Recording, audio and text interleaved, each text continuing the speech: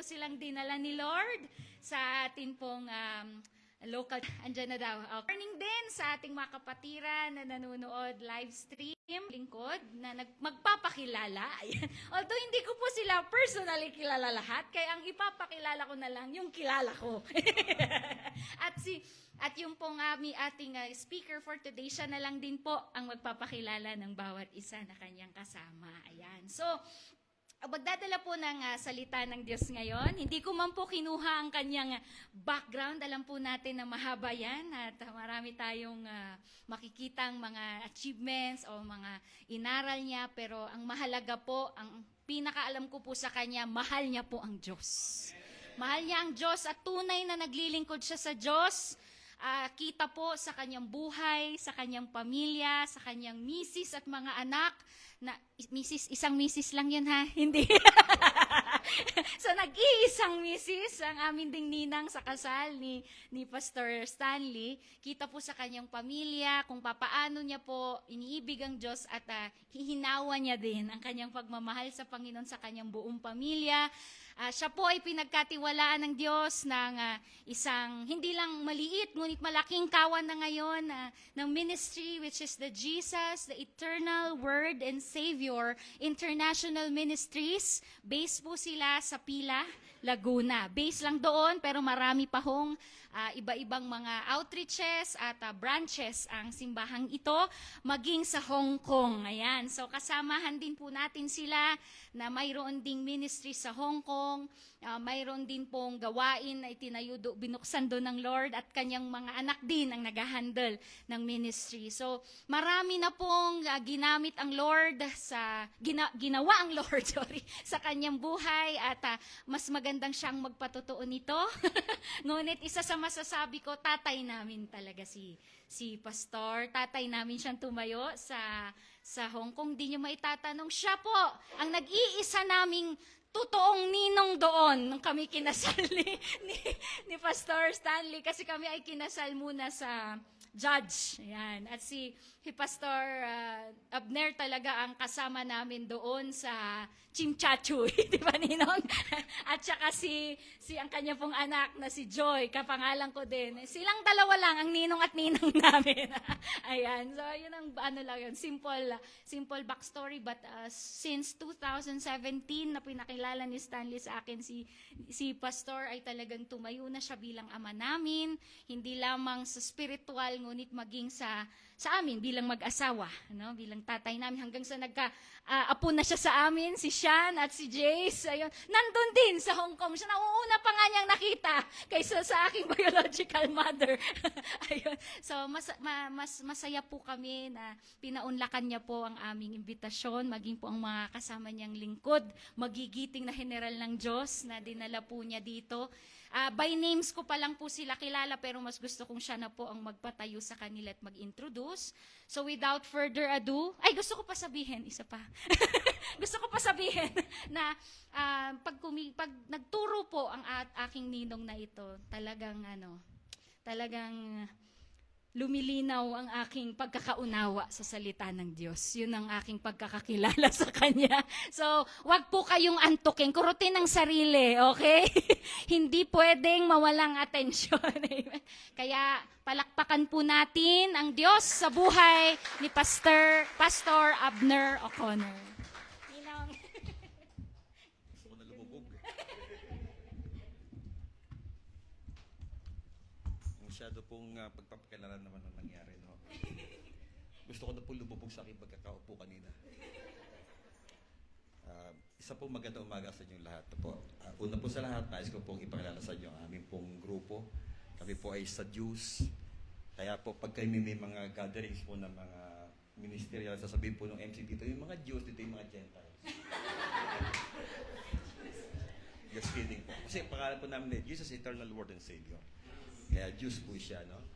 Nais ko ipakilala sa inyo, yung po aming director po ng education, si Pastor Billy Floriano. Siya po ay nagtapos sa ASM. At si Pastor Albit Salazar, siya po yung aming director ng youth. Siya po yung nagtapos naman sa ANS, no? All Nations Theological School, Seminary. at si Pastor Herbert Caballero. Siya po yung director namin ng aming mga young professional. Nagtapos din po siya sa ANTS. Po. Ako po walang tinapos. Ito po aming kasamahan, si Kuya Paul Aldal. Siya po yung aming pinaka sa technical po, sa media. Nakakatawang isipin po na kami po ay nakarating dito po sa inyong lugar na walang ulan. Kaya po kami umuna supposedly po mamayang gabi pa kami paalis sa Laguna para po kinabukasan dating namin. Sabi po namin ay, ate, unahan na yung bagyo. So, umakit sa bagyo. Kaya po kami ay nagdesisyon na kaming 5, sabi namin, umalis na tayo ng with the advice po ng ating minamal na pastor, sabi niya, umuna na po kayo ng travel kaysa po makasalubong niyo pa sa daan yung bagyo. At least di po namin nakasalubong sa daan. Kanina po habang umaawit tayo nung sukdulang biyaya. Have you experienced that? Yes. Sigurado. Sigurado. Lahat tayo naka-experience nun. Pero the point is this, do we understand yung sukdulang biyayang yun? Diba? We are singing the song, sukdulang biyaya, umiiyak tayo, but do we really understand? Ano ba yung pinagmumulan ng sukdulang biyayang yan? Diba? I want to share with you this morning, ito yung natin pag-uusapan, understanding the cross. Kasi dyan po nagmumula naman yun eh. Yung sukdulang biyaya ng Panginoon, nagmula dyan eh. Kung wala naman yan, hindi natin maunawaan yun. Yung lahat po ng ating, I will say this word, tinatamasa. Yung pagpapala ng Diyos, ay bunga po niyan. Kung wala po naman yan talaga, hindi tayo makakaranas po ng, wala po sino lang pwedeng tumayo. At sasabihin niya sa sarili niya, Lord, malinis ako.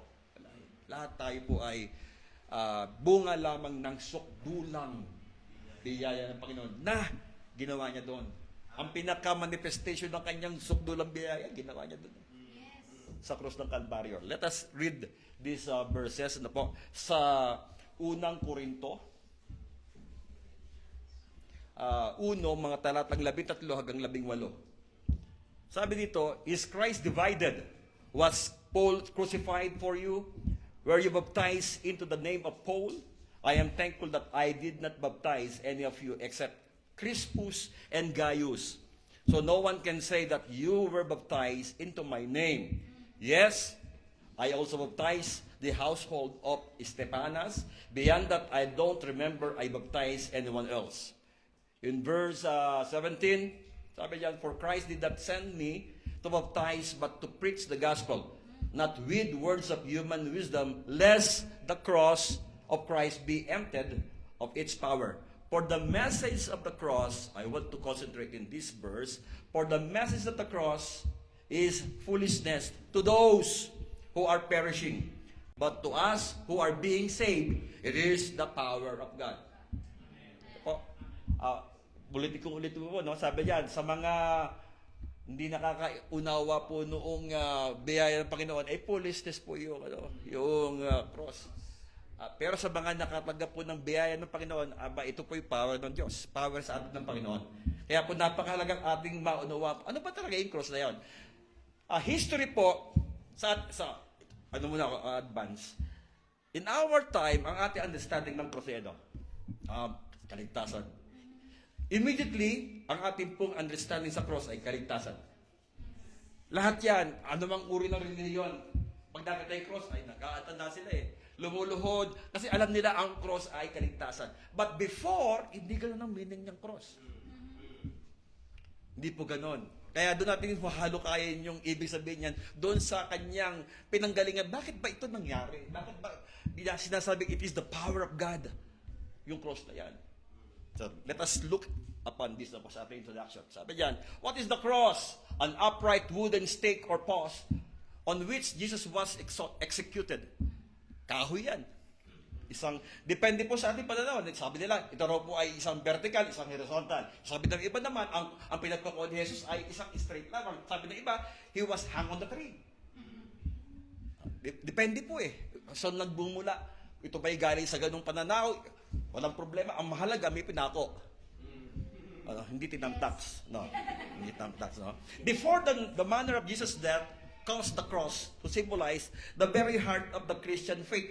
Dito na lang yan eh. Siguro mga ilang centuries, 15 centuries ba? Ito po mga kinakausap kong mga pastor, ito po yung mga scholar eh. Mga tapos po yan ng mga seminaryo. Na po, kaya ako po yung sumasangguni sa kanila. Ano ba, mga 15 centuries? yung understanding na cross ay Christian symbol. 15 or what? But before that, hindi ganun eh. Remember nung in the Old Testament when they were beaten by the snakes? Ano sabi ng Panginoon kay Moses? Gumawa ka ng brazen serpent. Serpent na kayo kumagat, serpent pa rin yung lalagay mo doon. Di ba? Ang kumagat ay serpent. Tapos, pagagawin siya ng brazen serpent. At lahat tumingin doon, gagaling. Do you know that serpent is not a nice view? Hindi magandang view yon. Serpent yun eh. The same with the cross. Ang cross, pag tingnan mo, ay, sumpa. Sumpa yun. Ang pinapako lamang, makasalanan. Ang pinapako lamang ay gumawa ng kasalanan. So, pag tinignan mo yun, kaya pinako yan, gumawa, nagnakaw yan. Kaya pinako yan, ito ginawa niya. Kanya ang pangit ng tingin sa cross. Ganyan na lang gumanda. Kasi may ilaw. Yeah? May ilaw. No, wala pang ilaw eh. Kaya pangit. Pero ganoon po ang history niyan. Hindi maganda ang cross. Ngayon na lang gumaganda, kaya yung ating awitin, sukdo lang biyaya. Nai-enjoy natin yung kanta. Bakit? Ang ating pinipicture sa ating isipan, yung cross, salvation na eh. Pero i-picture mo yung salvation na hindi, i-picture mo yung cross na hindi ganon. Do you think you will aspire to be near on the cross? Palagay mo kaya, lalapit ka doon? Sa iba, hindi. Ayaw nila nun. Ayaw po nila ng cross. So, this morning, let us explore this. Ano po sabi dyan? It was common in the biblical period for the bodies of executed person to be publicly displayed by hanging them from the stake of the stockades wall. This was done to discourage. Discourage. Kaya may pinapako para ma-discourage pa yung gustong sumuway. Yun po yung dahilan kung bakit yung pinapako sa krus. Para ma-discourage pa yung mga, ayaw ko nung gumaya sa kanya, baka ipako ako sa krus. For discouragement po yan. Yung cross. Hindi for encouragement. Ngayon na lang yung encouragement eh. Let us come near the cross. Encouragement eh, pero hindi. Ganun po ang istorya niya. Na po sabi niyan, it was done to discourage civil disobedience and mock the defeated military foes. Sabi po ng mga talatang yan. Such stake came to be used later with crossbeam as an instrument of humiliation. Ito po ay instrument of humiliation. Torture and execution for persons convicted as enemies of the state. Wow! Yun po yung pinapako. Basta ikaw po ay traitor, ikaw po ay isang kumakalaban sa iyong pamahalaan, sa gobyerno, ikaw po ay ipapako. Kahihiyan. Para hindi gayahin, kaya nakahangyan, may ginawang mali. Ano po, yun po yung kanyang tunay na estados. Sabi yan, sa mga foreign soldier naman, yung karamihan po naman mga nahuhuli nila, inihahang din po nila sa cross. Remember in the time of Emperor Nero, yung po mga Hudyo na naniniwala kay Kristo ay was hang on the cross, ay ginagawa po niyang human torch. Yung pong kanyang malawak na hardin na natahanan po ni Emperor Nero, tuwing gabi pag sinumadaan po, sakay ng kanyang karawahe, ay sinisindihan po yung mga tao. Human torch. Para pagdaan niya, maliwanag yung kanyang dadaanan. Pero sila pinasa cross. That is humiliation. Nung si Christ po, pinako sa krus, may bahag, di ba? Wala. Wala siyang bahag. Kung babasahin niyo po yung Biblia, sabi ng Biblia, naked. Wala po siyang brief man. Walang handport. Wala. Brute lang. Okay? So yun po yung konting paliwanag lang po sa cross. Tingnan natin po yung cross na yan. Images of the cross and crucifixion in the ancient time. Ganyan po sila. Yan po yung mga style niyan. Pwedeng siyang straight lamang, pwedeng letter T, pwedeng cross talaga, at puno. Kasi sinabi po ng Galatians, the one who was cursed was hung on the tree. So 3 yan. Pero 4 po yan. Nakuha. Matatalino po mga taga-Baguio. Ha? Kasi 4 po yan pero hindi 3. Okay, diretso po tayo. Tignan niyo po, ito po yung iba't ibang uri ng pagpapako. We don't know ano ba yung talaga nangyari. Ito ba yung una na kailangan kasi pag ganyan na style, kailangan niyang bumaba para makahinga. Kaya nilagyan po yung mga picture po ng mga cross, di ba? Meron siya para dito sa puwet. Para po yung kanyang paghinga, makahinga pa siya. Kailangan niyang para makahinga. Kasi pag ng gano'n, ako po hindi marunong sa mediko. Hindi marunong po, no? Kaya po yung, kailangan masigurado siyang patay. Kaya sabi niya, nababalik yung kanyang. Yung dalawang magdala ko po, pinaklik. Di ba? Kailangan masigurado mamatay. Pag binali yun, siya makakita. Si Christ po hindi ganun ginawa. Kasi alam nilang namatay na siya. Why? Yung torture kay Christ ay different from the torture of the two thieves. Magkaiba po eh. Magkaiba po yung torture sa kanila eh.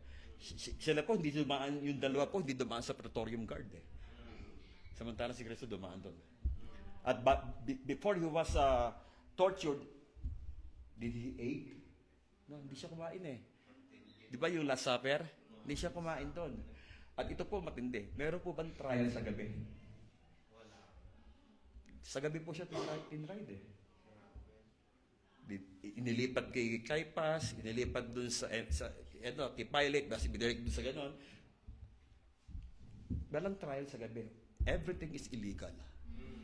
And ang in-apply sa kanya, hindi naman Jewish rule. Ang Jewish rule po ay hindi mamamatay si Jesus. Bakit? Yantok lang yun. Hahampas siya sa yantok. Ilang hampas? 39 lang. Pag sumobra ng isa, ibabalik sa humampas yung 39. So, hindi siya in-applyan ng Jewish rule. Ang in-apply sa kanya ay Roman rule. Ang Roman rule po ay inhumane. Hindi makatao po yan. Ganun po ang kanilang estilo ng pagpapatay noon po, no? Kaya ating makikita na we are singing sa dulang biyaya. Ating nakikita yung kagandahan po ng lyrics ng musika. Pero we don't know the story behind. Bakit ba yung sukdulang biyaya yun ay nangyari? Yan po yun. At kapag siya bibigyan mo ng pagpapahalaga, maiiyak ka na lang. Maiiyak ka na lang. No?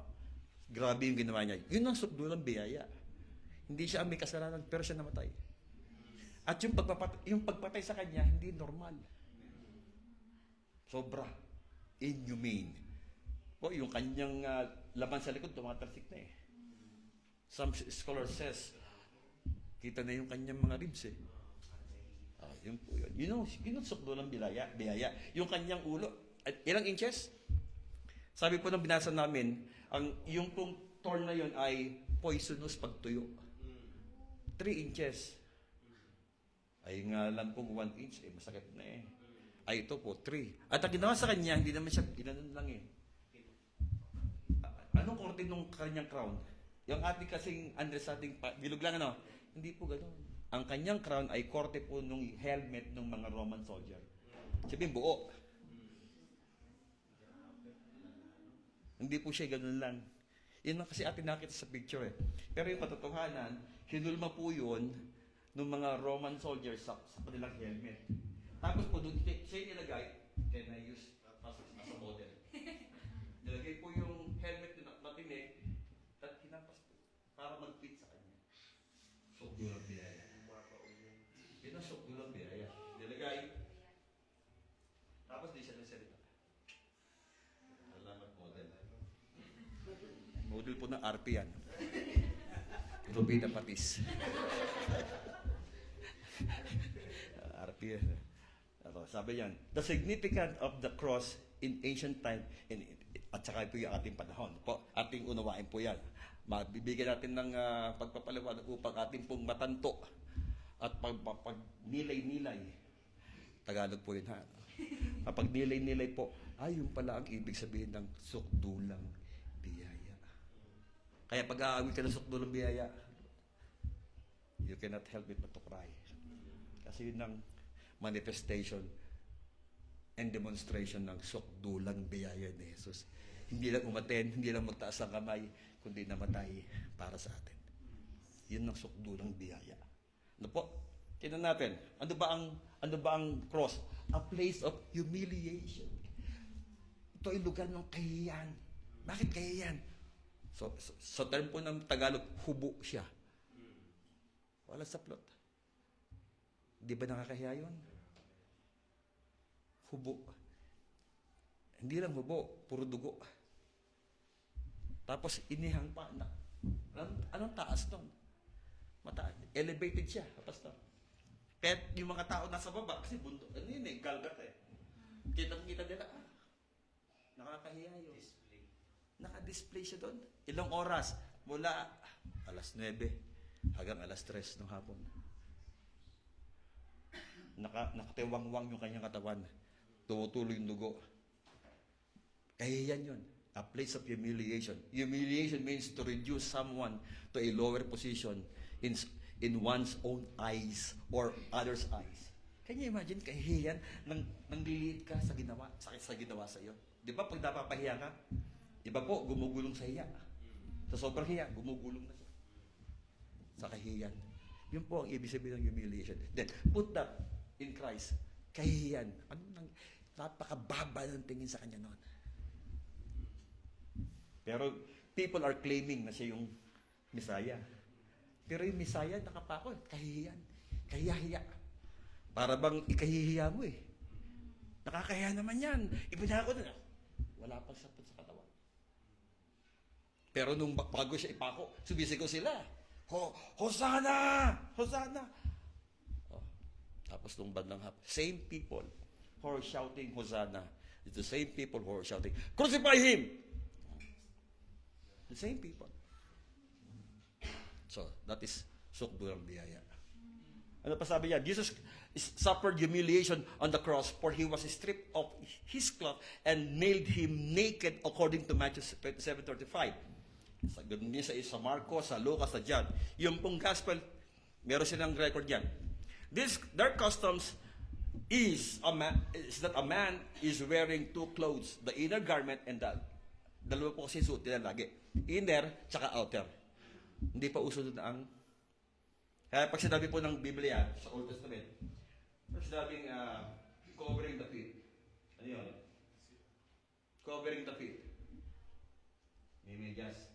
Then, ang covering the feet, siya suot nila po ay inner garment, outer garment, kapag gusto ng tao na mag-dispose, uupo na siya. Pag uupo siya, na-cover na yung feet niya. Yan po yan. Kasi wala pang uso ang kasulsilyo. Kaya pag gano'n niya, tapos na. Nakaraos na yun. So dahil, magsisira ko Kasi wala silang kasulsilyo. Kaya pag say, okay, ito naman pag sinabing covering the feet, ayun sinabi naman sa book of Ruth, uncovering the feet. Isa, covering the feet. Isa, uncovering the feet. Ano naman yon? Ito po yun. Nakahiga si Boaz. Wala kang grip nun. Tilas, uncover. Ibig sabihin nun, paksahan mo ako. So, ito ay iba. Hubad siya.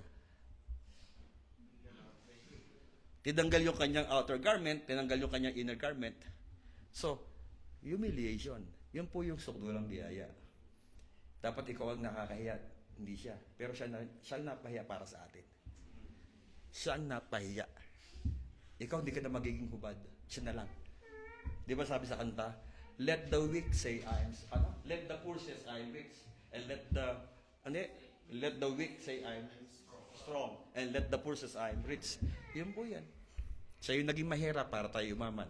Siya ay naging mahina para tayo lupakas. Yung lahat ng ginawa niya sa krus ng Kalbaryo, para sa iyo. Hindi para sa kanya, para sa iyo. Sabihin mo sa kalapit ko, para sa iyo. Yun po yung sukdulang biyaya. Para sa iyo yun, hindi para sa kanya. Walang tao gagawa nun sa sarili niya. Para sa atin yung ginawa niya yun. Yung humiliation, naging kahihiyan siya. Para di ka na mapahiya. Yun po yung ating inaawit na sukdulang biyaya. Ano pa? Sabi dyan, in the Greek and Roman culture, nakedness is not humiliating. The Greek and Roman gods are always depicted naked in their classical sculpture. But in the Jewish culture, nakedness is a different matter. Sa mga Romans and Greeks, ang mga hubad na katawan ay hindi kahihiyan. Pero sa mga Hudyo, ay Hudyo yan, naghubad. Para bang, ay, taga Baguio. Hindi naghubad. Matatalino. Di ba? Hindi naghubad, di pa naman tapos. Hindi naghubad. Malamig dito hindi pwede. Sa amin pwede yon. Kasi summer sa amin kahit winter. Okay, na? So sa mga Roman and Greek, ang paghubad, hindi kasalanan. Hindi humiliation. Pero sa Greek culture, sa Jewish culture, kaya yan yun. Tignan niyo po yung mga picture niya, no? Yung mga Greek gods and goddesses, saka po yun. Puro sila mga nakahubad Hindi naman nahihiya sila wala sila. Sorry sa term. Hindi sila nahihiya. Ganun po kasi sa amin sa Laguna ito naman yung mga Greek. Okay, po yan. Yan sila. Ito, mga wala po sila sa plot. Sa katawan. Kasi normal sa kanila yan. Pero sa mga Jewish, hindi. See? Kaya po, yung humiliation na yun, nagawa yun ni Jesus para sa atin. Yun ang sukdulang biyaya. Sabi niya, Roman gods and goddesses, iba po kasi yung Roman gods saka sa Greek god Yan, karamihan po ng mga gods na Roman, ito po, yan, lahat sila. Naka-naked. So, it is a normal thing for the gods and goddesses of Greek and Romans na naked. But in the Jewish culture, hindi. Kahihiyan po yun. At ang lahat na nanonood sa kanya, bagamat halo-halo na yun, pero sa mata ng mga Jewish, nakakahiya. Yan po siya. Yan, kagaya niyan, mga gods yan. Hindi sila nahihiya maghubad. Sabi yan. While a crucifixion was an execution, it was also humiliation by making the condemned as vulnerable as possible. Although the artists have traditionally depicted the figure on a cross with the loin, yun po yung nangyari. Para hindi ganong nakakahiya yung figuran yung cross na may Kristo, meron siyang saplot. Para hindi nakakahiya. Kasi hindi naman tayo mga kagaya ng kultura nila Kaya yung po nakaisip ng paggawa ng cross na merong Kristong na may saklot ay para maalis yung kahihiyan. Pero ang katotohanan sa Biblia, kung mabasahin mo, naked siya. So, ang pininiwalaan ko sinabi ng Biblia, He was hung on the cross naked. He was nailed on the cross naked. For us, sa mga Romans, good. Kubad. But the Jewish, nakakaya. Yun po siya. Kaya po, sabi niya, nilagay po nila ng loin, cloth, or a covering of the genitals. The person being crucified was usually stripped naked. So, cross is a place of humiliation. Lugar po ng kahihiyan. Pag sama-samahin mo na lahat ng kahihiyan, hindi po siya sasapat sa kahihiyang tinanggap ni Jesus sa krus ng Kalbaryo. That is sukdulang biyaya. Pangalawa po ito. Bago yun, sandali lang Ito po yung pangalawa. Sorry. Ayan, lumampas ako. Yan, ang pangalawa po, a place of torture. So una, a place of humiliation. Yung isang tao, bumababa siya. Sa tingin niya, babang-baba siya. Sa tingin ng iba, babang-baba siya. Wala na siyang mukhang maipapakita. Ganun po yun. Ikalawa, yung pong place of torture. Ang sabi dyan, ito, means the action or practice of inflicting severe pain or suffering on someone as a punishment or in order to force them to do or say something. Jesus was tortured not only on the cross, way back, but way back to his trial. The trial happened at night, which is illegal. Ano pa, wala siyang tulog doon, kasi gabi siya tinride eh. So, walang tulog. And sent to Praetorium, official resident of the Roman governor. And received flogging from a lictor. Yung pong tigahampas. Yung kanyang hawak-hawak ay pang-plug.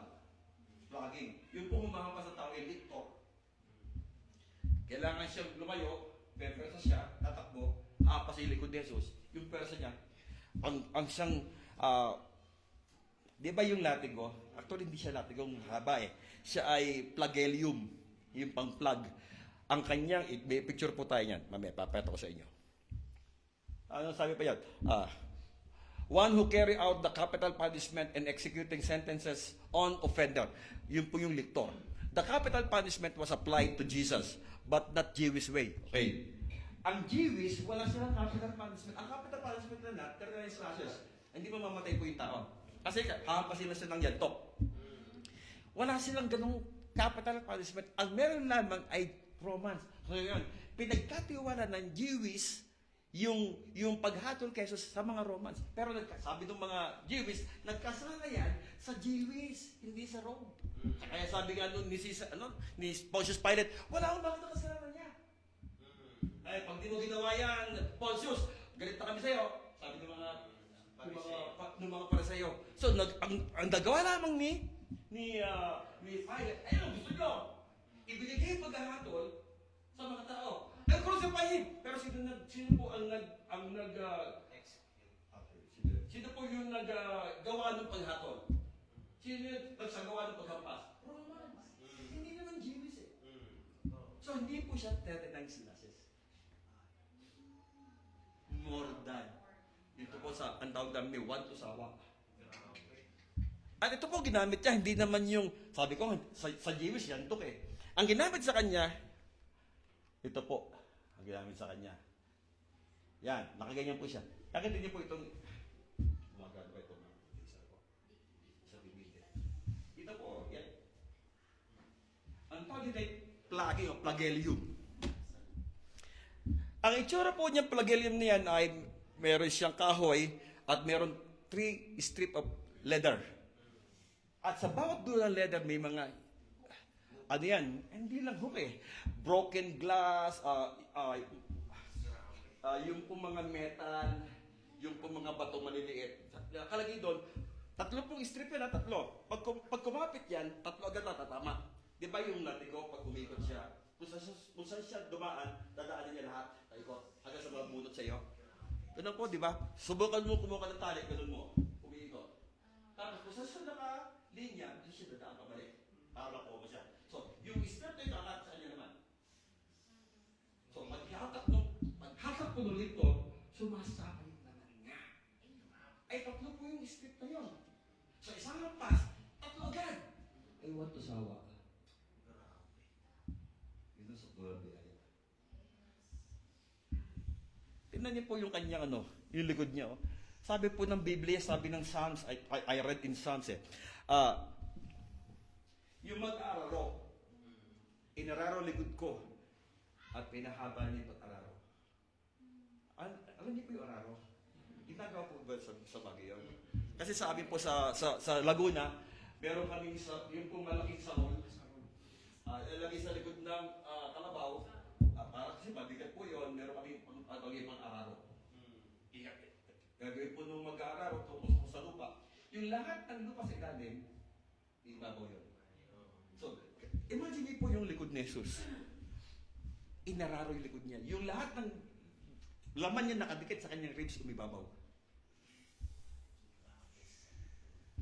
Pero hindi natin nakikita yon sa krus na meron tayo ngayon.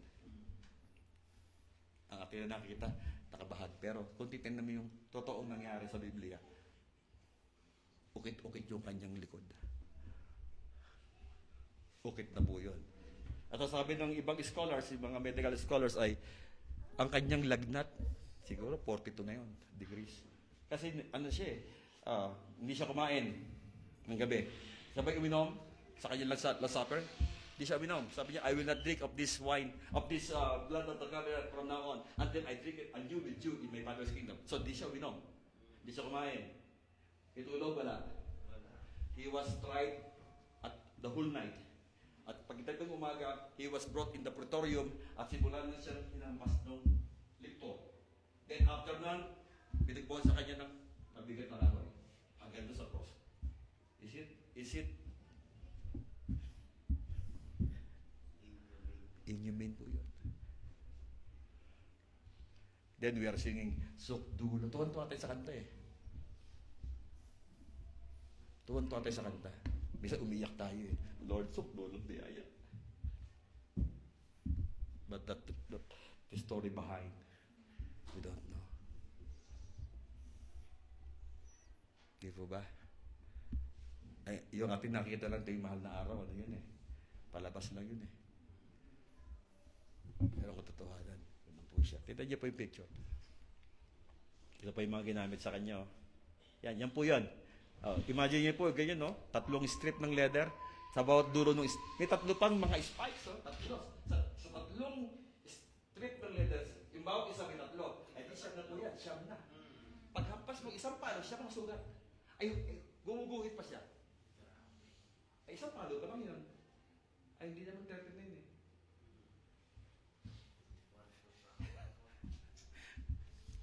Hinampas mo sa likod mo. Siyam agad. Siyam. Ay, hinata.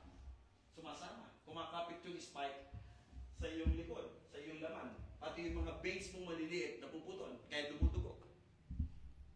Meron po tayong mga doktor dito. Kami po kapatid, konduktor lang.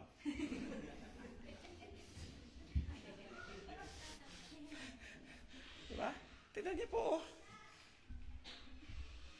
Isa pa lang po yan na ginamit sa kanya. Ay, paano pa isibat sa kanyang tagliran? Hindi siya kaya patayin ng sino man tao. He gave up his spirit kaya siya namatay. Habang di niya sinasabi, hindi mo siya namamatay. Who has the power to kill him or to murder him? Wala. Pero sabi niya, Father, into your hands, I commit my spirit. Then, he breathed his last. Doon pala siya namatay. No one can kill him. Intentionally. Voluntary yung kanyang pagwakas ng buhay. Hindi siya nagpakamatay ha. Hindi po siya nag-suicide. Hindi siya nag-suicide ha. Ito po'y voluntary. Kailangan niyang gawin. Bakit? Ito lamang ang tanging paraan para yung sin mo at yung sin ko ay ma-forgive ng Father. Ang tanging paraan lamang mamatay si Jesus. Walang ibang paraan eh.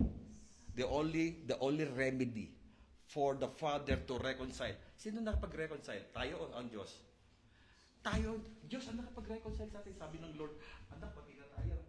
Pero mamamatay mo na yung anak ko. Pati na tayo ha. Siya na ang humingi ng tawad sa atin. Alala niyo sabi, ano yung person, word ni Jesus Christ sa cross? Father, forgive them. Siya humingi ng tawad eh. Hindi naman yung tao humingi ng tawad eh. Father, forgive them. They do not know what they are doing. Ito rin naalala ko yung sinabi ng John 18. Matthew 18:25. Sabi ron, if your brother sin against you, reprove him. Sino lalapit? Yung nakasakit o yung nasaktan?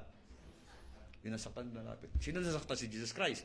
Father, forgive them. Siya lalapit.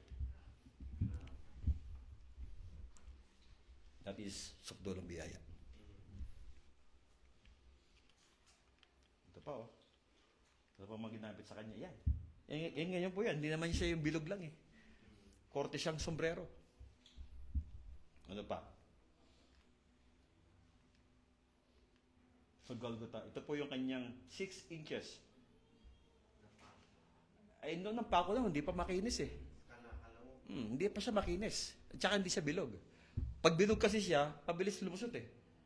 Ay, ito hindi naman makinis yan eh. Rough yan eh. May mga hindi siya nag-grind ng gusto. Ay may mga matatalas na lugar. Kaya ganun po yan. Dalawa sa kamay, isa sa kanan, saka isa sa paa. Yan, 3.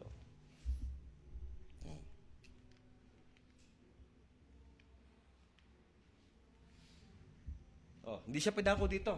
Sabi po ng mga mediko, illegal. Pag dito ka pinako, mapupunit. Kaya kailangan dito, sa may pagitan ng buto. At kailangan talian, hindi siya dito. Para hindi siya, kasi pag siya nalaglag, possible, mapuputol po yan. Oo. Kaya yun po yung mga sinasabi nila. So, hindi pwede dito ang lagay ng ako. Dapat dito siya, sa may pulsuhan. Tinamaan na kayong pulso. Double key. Ganyan po yung kanyang suffering dun sa cross. We only understand yung cross. We only understand the song we are singing. But the reality behind that song, ito yan. Sukdulang biyaya. Niyakap mo ako. Ganyan po yung sukdulang biyaya sa atin. And sometimes we don't give much importance sa ating paglilingkod sa Diyos. Hindi natin siya binibigyan ng halaga na, ay, umuulan, di mo na ako atin. May bagyo sa bagyo.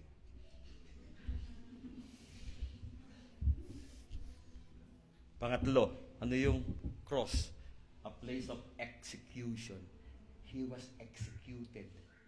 Ang ini-execute lamang, yung mga nagkamali sa government. Sa tingin ng mga Jewish, nagkamali siya. Bakit? Nung siya napagaling ng may sakit sa araw ng Sabat.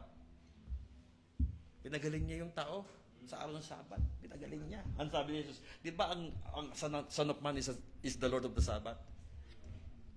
Pinagaling niya yung tao. Nangangailangan. Ano sabi ni Jesus?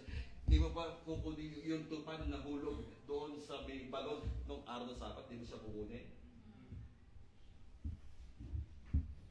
Sabi ng mga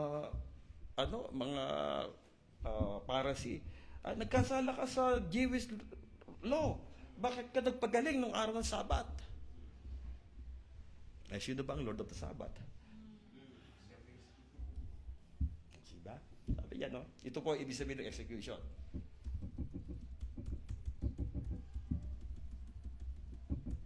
Sabi yan, no? Execution means carrying out of a sentence of death on a condemned person. Condemned person. Grabe, no? Condemned. Anong sin ang ginawa niya para siya i-condemn? Hindi naman niya sin yun, sin natin. Sino dapat i-condemn? Tayo. Hindi naman siya. Pero, naging siya, substitute natin. Substitute. Pwede pala sa court yun, yung substitute. Sabi diyan, no? Jesus was executed on the cross, which is the capital punishment in the Roman Empire that time. So, hindi siya capital punishment. Walang death penalty sa Jewish rule. Wala. Doon sa Old Testament, ang kanilang, pag nagkasala ka, babatuhin ka hanggang mamatay. By stoning, but not hanging on the cross. Sa Roman, ito yung capital punishment. At ipapahiya ka pa. Okay, sabi niyo po. So the Jewish people, crucifixion represented the most disgusting form of death. The most disgusting form of death. Kaya nga sabi ko siya kanina sa akin pong pasimula, ang cross ngayon, salvation. We always embrace, Lord, salamat sa cross. Pero, kung ang isipan mo kaya kagaya noon, yayakapin mo yan. Hindi mo yayakapin ang cross. Bakit? Kaya yan. Ngayon na lang naging maganda ang figura ng cross na yan. Pero noon, sa panahon ni Jesus, hindi magandang figura yung cross. Bakit? Kaya yan. Torture yan. Yan. Execution. See? To the Jewish people, crucifixion represented the most disgusting form of death. He who is hanged is a curse of God. Can you imagine? Ang siyang nakapako ay a curse. Sinumpa ng Diyos.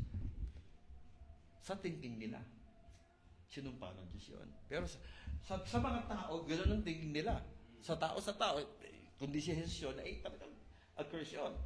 Pero, the Father will curse His Son. But He did for our sake. For our... Kaya kasi iniwan ni Father, Father, why you have forsaken me? Ele, lama sabachthani. Bakit po ako pinabayaan? That time, He was totally abandoned by His Father. Why? Because the Holy God cannot be mingled or associated with sinful person. Hindi siya pwedeng lumapit eh. Hindi siya pwedeng maging malapit sila. Kailangan separated yung holy tsaka yung unholy. That very moment, si Christ unholy. Sukdulang biyaya. Sukdulang biyaya. Napalayo siya.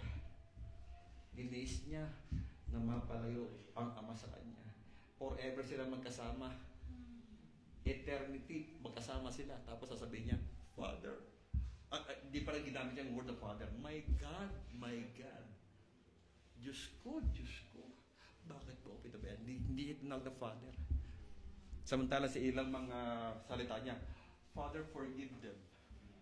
At yung huling Father, into your hands, I commit my spirit. But that very moment, Diyos ko, bakit mo pinabayaan?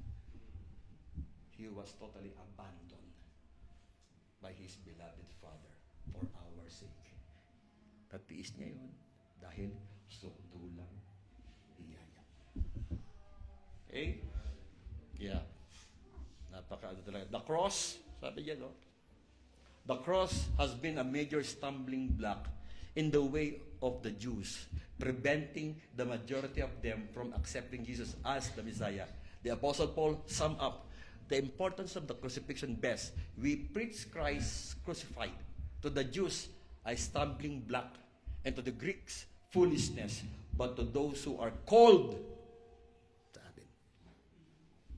both Jews and Greeks, Christ, the power of God and the wisdom of God. The cross is the power of God unto salvation. The cross is the power of God unto salvation. Sa mga Greeks, foolishness. Sa mga Jews, kahiya, nakakahiya kayo. Ba't mo hinahalikan yung cross? Nakakahiya. But for us, yung totoong meaning ng cross, wow. He was humiliated. He was tortured. And He was executed for our sake. For our sake. Sukdulang biyaya. Yun po ang ibig sabihin ng sukdulang biyaya. Kaya po, every time you will sing that song, hindi ko alam kung anong gagawin ninyo. Pero yun, paliwanag ko po sa inyo yung yung meaning ng yan, yung sukdul na yun. Ayan. Talagang, pag sinabing sukdol, sagad na. Ang tawag namin sa Laguna, taya pati bato. Pag po kami nagte-text, di ba? Text, alam niyo yung text? So, nagkaroon ng text ako po elementarya. Tapos sabihin ko sa kamaban ko, todo na, pati bato. Ibig sabihin, walang ititira sa akin. Isusuko ko lahat, walang itira. Yun po yung sukdulan. Yung kamatay na sukdulan na yung biyaya niya. Talaga, sinagad niya yung kanyang biyaya para kayo maligtas. Sagad na. Sagad, parang todo na, anak. Todo na to. Hindi ka na mapapahamak. Todo na to. Yayaman ka. Todo na to, pagpapalay kita. Todo na to. Ay, pagpapalay kita. Yun po yung ibig sabihin. Todo na yun. Maraming Kristiyano, pag nagkakasala, lumalayo sa Diyos. Ang sabi ng Diyos sa 1 John, hindi, huwag kang lalayo. Lalapit ka lalo. Diba? Lalapit ka lalo. Sino po rito nakapasok ng pinggan nung maliit pa siya? O nakapasok ng baso? Takbo sa ilalim ng kama. Bakit gano'n na nagkakasala takbo? Hindi lumalapit. Nanay, nakapasok ko ako ng baso. Ikaw ba'y papatay na nanay mo pag nakapasok ng baso? Hindi naman. Hindi naman mamamatay ang mga tigabagyo, di ba? Mababait. Pero bakit ang mga tao pag nagkakasala lumalayo? Dapat pala lumalapit. Kasi meron siyang sukdulang biyaya sa atin. Amen? Ating palampakan pag Diyos na tayo. Tingnan po sa aking conclusion. Tapos na po tayo. Tingnan niyo po. Sabi dyan, no? Grabe. Gusto ko po ito tingnan niyo mabuti. Out of the ugliness and agony of crucifixion, God accomplished the greatest good of all, the redemption of sinners. We must experience the cross in a different way. Bakit different way? Ikaw ba'y papako pa rin? No, hindi na. Sabi niya, because Christ ultimately done it for us. Christ was humiliated, but we will be honored. Ngayon, hindi ka na mapapahiya. Irerespeto ka, igagalang ka. Ito niyo po. Basahin niyo. We must experience the cross in a different way because Christ ultimately done it for us. Christ was humiliated, but we will be honored. Yun ngayon ang dahilan. Yung ginawa niya sa Krus ng Kalbaryo, para sa'yo, i-honor ka. Igagalang ka ng Diyos. Anak, halika rito. Come! Well done, my good and faithful servant. Come! Irirespeto ka, igagal. Halika anak, dito ka maupo. Igagal ka ng Diyos. Hindi ka na mapapahiya. Kasi ginawa na ni Kristo yon. Amen? Ginawa na ni Kristo yon. Yung kahihiyang ginawa niya na yon. Pero ikaw hindi ka na mapapahiya. Kapag ikay lagi magtitiwala sa Diyos, hindi ka mapapahiya. Hindi ka ipapahiya kailanman. Ikalawa, sabi diyan, Christ was tortured, but we will be comforted. Grabe, no?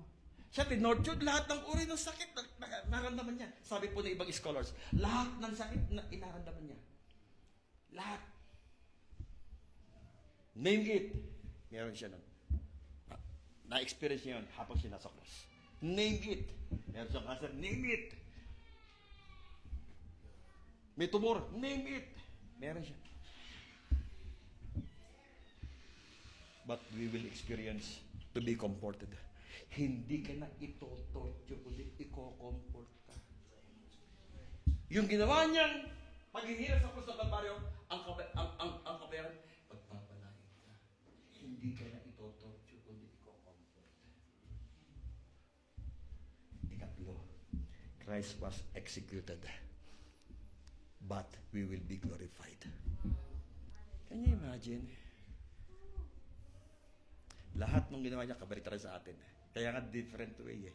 Yung ating experience sa cross, ngayon, kung maniniwala ka, hindi mo ma-experience yung humiliation. You will never experience torture. You will never experience to be executed. But we will experience to be what? Grabe, no? Honored. Comforted. Glorified. We don't see that. That's the cross. That's the cross. Sukdo lang. Yeah. Can we all rise up? Can we sing that song? At habang ito'y ating namin, tingnan natin yung cross yung ating a place of humiliation, a place of torture, and a place of execution.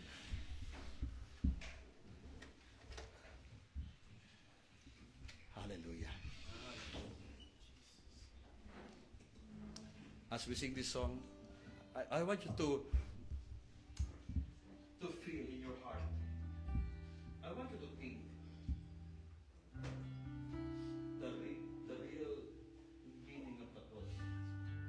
Not the cross today. Not the cross today. Let us go back on the real essence of the cross. A place of humiliation for me to be honored. A place of torture for me to be comforted. A place of execution for me to be glorified.